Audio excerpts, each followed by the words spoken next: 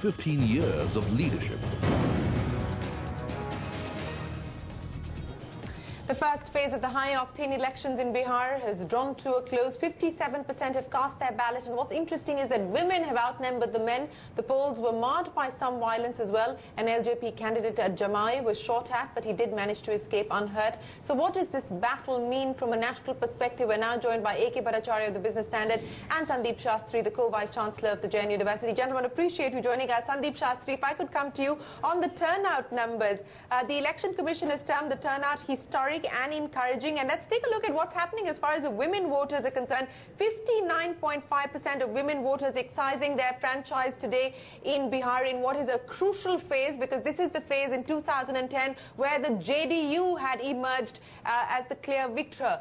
What do you make of the turnout, and who is this likely to benefit in your estimation? There are two dimensions to it. The fact that compared to the previous assembly elections, the voter turnout has seen an increase of around 6 percentage points, and significantly the high turnout of women. Now, past elections have shown that there is no real clear trend with regard to whether the incumbent wins or the one who is opposing the incumbent wins. There is no clear trend with regard to a higher voter turnout indication. But I think one fact is clear, that the Bihar voter, especially women, are coming out in much larger numbers to assert their voice, to assert their presence.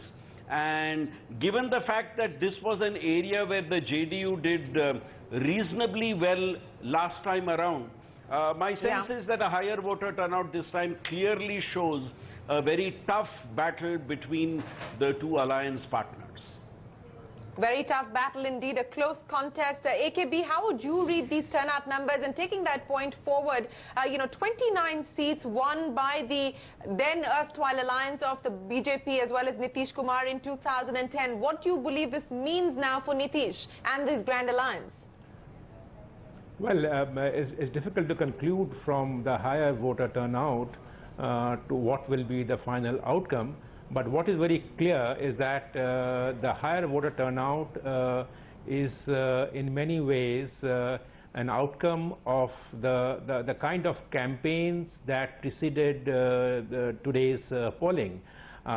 This campaign will go down in the history of Bihar elections as one of the most high decibel campaign, where from the BJP's point of view, they actually moved away from its core economic development agenda to more of reservations and polarizing campaigns arising out of the beef controversy. So therefore it is very important that the voter turnout has been very high. Particularly women have come out in larger numbers. So it is clearly an assertion of will, and which way it will move is difficult to say. But given the fact that these seats are the JDU dominated areas, so we can't really say at this point in time. But my sense is that it's a neck and neck right now. Neck and neck at this point in time. But Sandeep Shastri, just taking that point forward from what AKB was saying, that the BJP moving away from the development agenda, this really has been a vicious battle, if I could call it that, coming back down to the caste as well as the class lines in that sense. Who do you believe that, this gamble in that sense is likely to be advantage BJP? You see, very strategically, the BJP has spoken in multiple voices in the Bihar election like in the past. There are BJP leaders who have focused on the development agenda. There are BJP leaders who have also tried to raise the caste identities. And then, of course, the other controversies relating to beef et al. Have also been there. I would like to make a larger point that we often make this distinction between the development agenda and the social justice agenda. I think that would only be a surface level analysis of politics in Bihar, because I think development in Bihar is very much about social justice, and social justice in Bihar is very much about development. And the fact that women have come out in larger numbers, I think for me, will be an indication of this question as to whether the Narendra Modi model of development or the Nitish Kumar model of development is something which has appealed to the people much more. I think this contest is largely going to be on these two models of development as presented to the people. You know, those two models of development, but what about personality as well, AKB, and how much of a factor is this Modi factor going to play? You know, we've seen the Prime Minister there carpet bombing Bihar with rallies over the last few days. On one side, on the Grand Alliance side, you very clearly have a chief ministerial candidate in Nitish Kumar. On the other side, you don't really know who it's going to be. Do you think that this is actually going to work in favor of Nitish, this factor of Modi really being Bahari and not Bihari, which is now also being talked about? Do you believe that that is going to be a disadvantage as far as the BJP is concerned? I agree with you. I think the fact that the JDU campaign has been largely focused on a clear chief ministerial candidate, and the manner in which Mr. Nitish Kumar has managed to cobble together a kind of a Mahagathbandhan, you know, getting a sworn enemy once upon a time like Lalu Prasad under him. You have a Congress on board.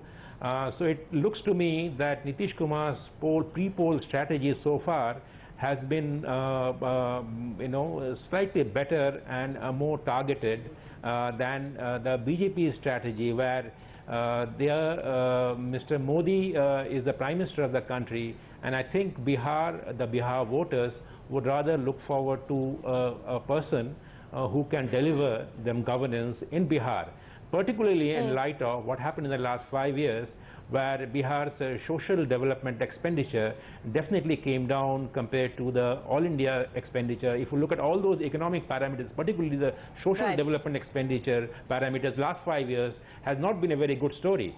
So I think so the Bihar voters would rather like a leader with whom they can relate to, and Nitish Kumar definitely presents a more convincing and a credible face. Sandeep Shastri, my final question to you. You know, given what we saw as far as the general elections were concerned, where, you know, it was not neck and neck at all. In fact, it was a clear sweep as far as the BJP was concerned. Even if you look at what happened recently in Delhi, again, a clear sweep as far as the Aam Aadmi Party is concerned. Even though, you know, you're saying it's neck and neck, most polls at this point in time, few seem to suggest that the NDA is ahead. Few seem to suggest that the Grand Alliance has the edge at this point in time. But do you believe that it is really going to be that close, or it will follow what we've seen happen in the recent past? In the first past the post system, I would still hold that the race is close. But the fact that the race is close does not mean that there will not be a clear winner. I think there will be a clear winner. One of these two alliances is definitely going to get a clear and comfortable majority, because that's the way the first past the post system actually works. And I think the Bihar election is important because if you compare it from 2014 to now, you now have a new alliance which has come into place. And many would argue mathematically the alliance seems to have the percentages on its side. But let's also remember that while political arithmetic is important, alliance chemistry is equally important. And I think it will be critical to see how much the transfer of votes happens within the alliance. Whether the RJD is able to transfer its votes to the JDU, where the JDU contests, whether JDU supporters will transfer their votes to the RJD. Similarly, in the case of the BJP, whether they will be able to get a transfer of votes to and from other parties. And finally, I think the issue also is both the alliances have their strengths, but both the alliances also have critical weaknesses within them. The Nitish has the baggage of Lalu to carry with him, and the BJP has the baggage of the former Manjhi group and of Manjhi and the others also part of it. So how well are they able to present their strengths and actually limit their weaknesses is, I think, what this election will be all about. Well, you said it. Will the chemistry finally turn into the right kind of arithmetic for either of the two sides? Gentlemen, we will see. This is, of course, a long, drawn process. It's only phase 1. We've got a whole month ahead of us, but appreciate you joining us here on CNBC-TV18 with your thoughts on what we've seen happen today. Historic turnout there, and, of course, women outnumbering the men, almost 59% there, exercising their franchise. On